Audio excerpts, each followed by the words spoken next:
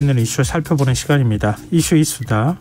빅데이터를 읽어주는 남자 김덕진 미래사회 IT연구소 소장 스튜디오에 나와 계십니다. 안녕하세요. 네, 안녕하세요. 반갑습니다. 김덕진입니다. 한 주간의 이슈 네. 어떻게 뽑으셨습니까? 네, 일단은 1위 분야는요. 연예의 분야고요. 거기서 네. 영화 분야입니다. 키워드 딱 느낌 오시지 않으세요? 부산국제영화제? 맞습니다. 부산에서 열리고 있는 네. 이 부산국제영화제가 5일 오후 부산 해운대구 영화의 전당 야외극장에서 이제 화려하게 막을 올렸는데 네. 코로나19 사태 이후 3년 만에 정상 개최하다 보니까 특히나 이제 코로나19 이전의 수준으로 전면 개최돼서 많은 사람들의 지금 관심을 계속 받고 있고요.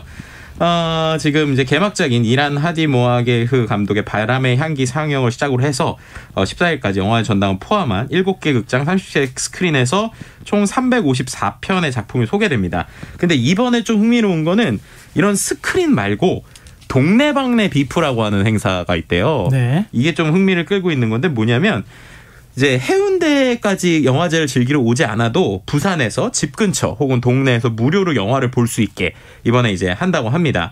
그래서 이제 어떻게 보면 광안대교가 보이는 해안가 동네라든지 아니면 다양한 곳들에서 한 17개 구군 17곳에서 영화가 상영된다고 하는데요. 예. 뭐 예술 영화나 이런 좀 거리가 있는 영화 혹은 영화라는 게 멀리 있는 게 아니라 우리 근처에 또 아름다운 야경과 지역 음식 특색을 즐기면서 가깝게 볼 수 있는 이런 프로그램들이 특히나 SNS에서 좀 화제가 되고 있다고 볼 수 있는 것 같습니다.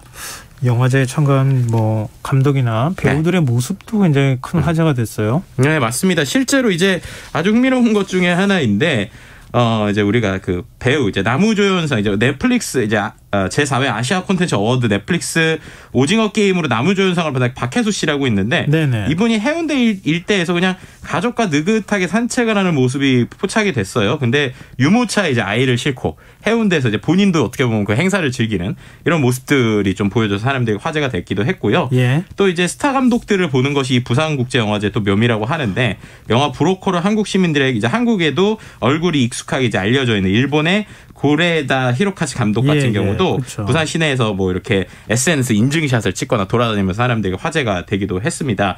또 이제 뭐 오징어 게임 황동혁 감독, 뭐 외계인의 최동훈 감독들도 주요 행사 참여할 때 해운대 일지에 산책하다가 뭐 사인 공세를 받기도 하고 이런 모습들도 있었고요. 네. 또 이제 또 이 부산국제영화제 또 밤이 되면 이 배우들을 또 많이 볼 수 있는 비공식 행사들이 상당히 많다고 하는데 이번에도 배우 오달수 씨가 데뷔 20주년 기념 파티를 이제 가져서 그 안에서 또 많은 사람들을 만나기도 했고 또 네. 영화 영웅 미디어데이 이후에 뒤풀이 할 때 또 이런 뒤풀이 모습들 이런 것들도 화제가 됐고요. 또 이제 강동원 씨 있지 않습니까? 네.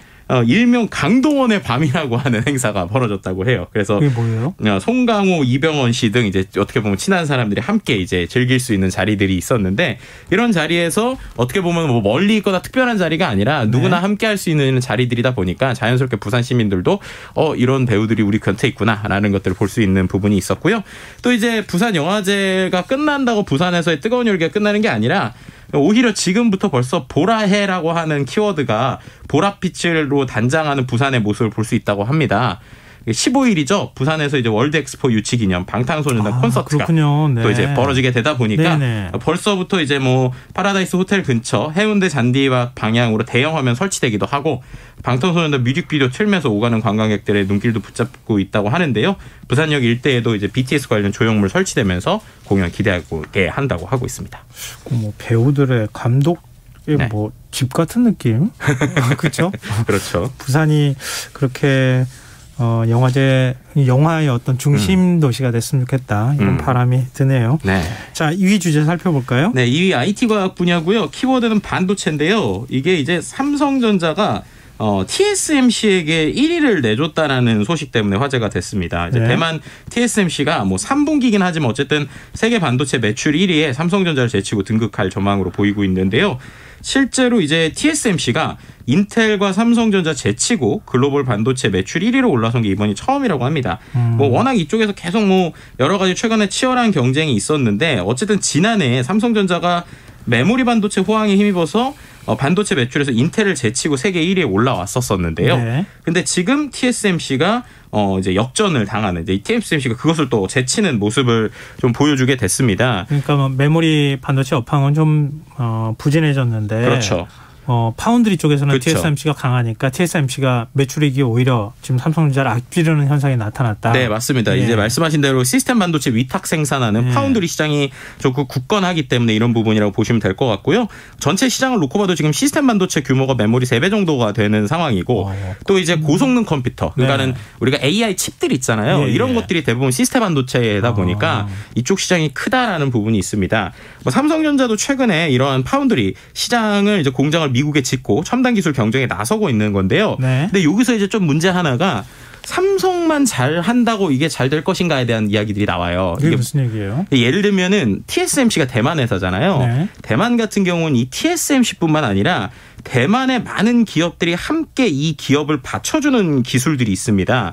가장 대표적인 게 어떻게 보면은 TSMC에서 어떠한 그 반도체를 이제 파운드리를 만들면 후공정이라고 하죠. 후공정 업체들이 용도에 맞춰서 잘 포장을 해줘야 되거든요. 근데 대만 기업들이 후공정에 있는 아까 말한 반도체 후공정 세계 10위권을 다 휩쓸고 있다고 해요. 근데 우리나라는 여기에서는 이제 별로 전무한 상황이라고 합니다. 그러다 보니까 어떠한 정책적으로 국가적 차원에서 대만은 좀 많은 기업들이 협력하고 있는데 우리나라도 어떻게 보면은 이러한 시스템 반도체를 만들고 뭐 이런 파운드리를 하는 것도 있지만 그 외에 이러한 후공정을 하거나 일종의 연합군 같은 형태가 좀 필요한 것이 아니냐라고 하는 이야기들이 최근에 나오고 있는 상황이죠. 삼성전자 혼자만 독보적 위치에 있다고 해서 문제가 해결되는 게 아니구나. 그렇죠. 이 뭔가 좀 산업 전체가 같이 움직여야 되는구나 이런 생각을 다시 하게 되네요. 그렇죠. 그래서 뭐 삼성이 싸워야 될 게 TSMC가 아니라 대만 전체다. 뭐 이런 얘기가 나오고 있기도 합니다. 그 참 상징적인 얘기네요. 네. 자, 3위 주제는 어떤 분야에서 나왔습니까? 네, 3위 주제는 문화 분야고요. 두 가지 키워드가 나왔는데 첫 번째 키워드는 일단 음악 분야고요. 키워드는 TMA 뮤직 어워드라고 하는 키워드입니다. TMA라고 하는 이제 뮤직 어워드가 국내에서 있는데 이번에 이제 여기도 마찬가지로 코로나 때문에 계속적으로 3년 동안 제대로 못하다가 3년 만에 대면으로 개최가 됐습니다. 실제로 이제 서울 올림픽공원에서 한 10,000여 명 정도의 관객이 모였고 전 세계 팬들이 열광했었는데요. 여기서 또 이제 우리의 이번에 그 전체적인 판세를 읽을 수 있는데 지금부터 해서 이제 연말까지 또 이제 어떤 행사들이 많이 있을 거잖아요. 시상식도 있을 거고. 5연속 대상은 방탄소년단. 그런데 5관왕은 임영웅. 이 두 가지 키워드로 좀 이렇게 정리가 될 것 같습니다. 네, 그러니까 어떻게 보면 정말로 팬덤이 이번에 제대로 두 개로 나뉘었다라는 거 볼 수 있는 것 같고요. BTS는 여전히 계속 뜨겁게 최고상을 받는 건 BTS인데 그래도 다양한 분야에서 또 이렇게 여러 가지 상을 받고 있는 것도 임영웅의 팬덤을 무시할 수 없다. 그래서 확실히 팬덤의 연령대가 다르고 여러 가지가 있지만 어쨌든 이제 트로트를 중심으로 하는 또 새로운 팬덤이 임영웅을 통해서 중심으로 돼 있고 그리고 역시 이제 1020을 중심으로 또 많은 세대에서 여전히 인기를 끌고 있는 BTS 이 두 어떻게 보면 거물급 이 두 팀이 있고요. 그리고 나서 또 이제 그 외에도 NCT 드림이라든지 아니면 최근에 새로 이제 이번에 또 신인상을 받게 되는 걸그룹들 같은 경우도 좀 화제가 되는 이런 좀 전체적인 흐름들을 볼 수 있을 것 같고요. 아마도 이제 계속적으로 있는 그런 그 시상식에서도 좀 비슷한 흐름이 있을 것 같다. 뭐 이런 생각이 들기도 합니다. 또 이제 문화 분야에 또 다른 키워드가 있는데요. 공연 분야에 불꽃 축제 있었잖아요. 그리고 또 세계 불꽃 축제 있었죠. 그렇죠. 세계 불꽃 축제가 있었고 또 드론 쇼라고 하는 키워드가 있어요. 드론 쇼요? 네, 이게 어디서 있어요? 이게 이제 좀 전체적으로 이제 좀 상대적으로 좀 주목을 못 받았는데 말씀하셨던 것처럼 여의도에서 서울 세계 불꽃 축제가 열린 그날입니다. 한글날이죠. 근데 그때 이제 부산 수영구 광안리 하늘에서는요. 드론 쇼가 펼쳐졌습니다. 근데 중요한 건 그 드론 쇼가 그냥 드론 쇼가 아니라 한글날 기념 드론 쇼였어요. 그래서 어떻게 표현해요? 정말 이제 나중에 꼭 한번 영상을 찾아보시길 추천을 드리는데 수많은 드론이 하늘에서 이제 광안리 하늘에서 있어서 세종대왕을 표시하거나 그림을 그려요? 그렇죠. 세종대왕의 어떤 초상화를 드론 하나하나가 이렇게 위치를 잡아가지고 수백 대의 드론이 이렇게 그림을 알록달록하게 그리기도 하고요. 또는 뭐 나란말싸미 중객의 달아 이런 거 있잖아요. 그 글자 하나하나를 드론이 위치를 잡아서 쇼로 보여주는 겁니다. 장관이었겠는데요. 네, 그래서 개인적으로는 한글날 축제 때 이런 거 행사로 좀 공식 행사 이런 거 했으면 좋겠다 이런 생각이 들기도 했는데 실제로 이 광안리 M 드론 라이트 쇼가 이제 온라인상에서 이제 지나고 나서 오히려 좀 화제가 됐어요. 그날 지나고 온라인에 뭐 유튜브나 이런 데 공개가 되니까 이제 게시판들에 뭐 세종대왕님 감사합니다. 뭐 센스 좋다. 누가 아이디어인지 몰라도 좋다. 이런 반응이 있었고요. 또 이제 한 가지 좀 말씀드릴 수 있는 게 이 드론 쇼가 이것도 부산에서 지금 하고 있는 건데 이번만 한 게 아니라 보니까 매주 토요일 날이거나 일주일에 한두 번씩 계속 내년까지 지금 하는 걸로 지금 계획이 잡혀 있더라고요. 네. 무료고요. 그 관련 홈페이지 들어가시면 되게 다양한 형태의 드론 쇼를 한다고 하니까 한번 좀 보시면 이런 드론이 이런 아트도 멋있게 할 수 있구나라는 걸 좀 느끼실 수 있지 않을까 뭐 이런 생각 듭니다. 부산을 가야 되나? 여러 가지로 부산 갈 일이 오늘 많네요. 자, 4위 주제 뭐죠? 네, 4위 주제는요. 그 정치의 국방 분야고요. 이제 중거리 탄도 미사일과 관련된 이야기입니다. 북한의 최근 이제 잇따른 미사일 발사가 전술핵 부대 운용 훈련이었다. 이렇게 북한 관영 매체가 이제 보도를 했죠. 7차례에 걸친 훈련을 통해서 언제 어디서든 원하는 목표물에 대한 공격에 나설 수 있다라는 점을 강조한 것인데요. 네. 2주에 걸친 모든 훈련이 핵 탑재를 가정한 모의 훈련이었다. 뭐 이렇게 강조를 하다 보니까 지금 이러한 북한의 움직임 또 우리의 대처와 관련된 여러 이야기들이 지금 SNS를 좀 뜨겁게 달구고 있고요. 과연 네. 어떤 식으로 대응할 것인가에 대한 정말 갑론을박이 벌어지고 있다. 뭐 이렇게 표현할 수 있을 것 같습니다. 대통령실에서 뭐라고 할까요? 좀 국지정 가능성을 지금 언급하고 있는 상황인데 네. 우리가 과거에도 그런 일을 겪어봤잖아요. 좀 그런 상황까지는 부디 제발 안 갔으면 좋겠다. 네. 좀 긴장에도 어느 정도 한계가 있었으면 참 좋겠다 이런 생각을 갖게 되는 요즘인 것 같습니다. 네. 자, 마지막 5위 주제 어떤 분야에서 나왔습니까? 네, 스포츠 분야의 골프이고요. 그 키워드는 김주형이라는 선수입니다. 김주형 선수 잘 모르시는 분들도 많으실 거예요. 왜냐하면은 되게 어린 선수거든요. 예. 이제 20살 되는 선수고 원래 이분이 좀 놀라운 소식이 미국 프로골프 PGA 투어 지금 2승을 벌써 달성을 했습니다. 예. 근데 원래는 이분이 PGA의 정회원이 아니에요.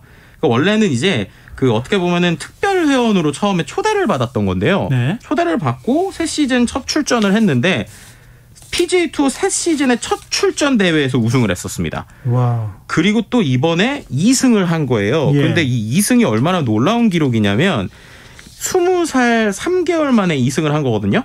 근데 타이거 우즈 아시잖아요. 전설의 골프왕. 예. 1996년도에 타이거 우즈가 2승을 했던 게 20세 9개월이었다고 합니다. 그러니까 지금 타이거 우즈의 기록을 깬 거예요. 야. 네, 타이거 우즈보다 더 어리게 PGA에서 2승을 했다는 것이죠. 네. 이러다 보니까는 이게 1900년대 이후로 다 최연소 다승 주인공이고요. 이러니까 단순히 이제 우리나라에서보다 오히려 해외에서 특히나 미국에서 정말 제대로 된 루키 나온 거 아니냐 뭐 이런 얘기들 좀 나오고 있는 상황으로 보시면 될 것 같고요. 네. 특히나 이때 이제 또 이제 2021 올해 선수 캔들레이와의 명승부에서도 이제 짜릿한 승리를 거뒀었는데 말씀드렸던 것처럼 올 초에는 꿈도 꾸지 못했었던 PGA 투어 플레이오프에 나가서 2차전까지 선전하고 이제 활약을 하는 모습을 보여줬고요. 그 외에 또 우리나라 선수들이 4위, 7위, 8위까지 코리안 위크라고 할 정도로 톱 랭커에 많이 올라오기도 했습니다. 또 우리 그 보통 골프하면은 네. 여자 선수들이 잘한다고 그렇게 알려져 있잖아요. 그렇죠. 세계 톱 10 안에 막 네, 들어가고 맞습니다. 그랬는데 남자 선수가 이렇게 우승한다는 소식 들으니까 굉장히 반갑네요. 그러니까요. 최근에는 오히려 LPGA보다 PGA에서 상당히 관심을 받고 있죠. 네, 좀 앞으로 경기 기대해 볼 만한 것 같습니다. 자, 이슈의 수다 지금까지 김덕진 미래사회 IT연구소 소장과 함께했습니다. 고맙습니다. 네, 감사합니다. KBS 1라디오 김성환의 시사야 1부 순서는 여기서 마무리하겠습니다. 전 11시 정각 2부에 다시 찾아오겠습니다.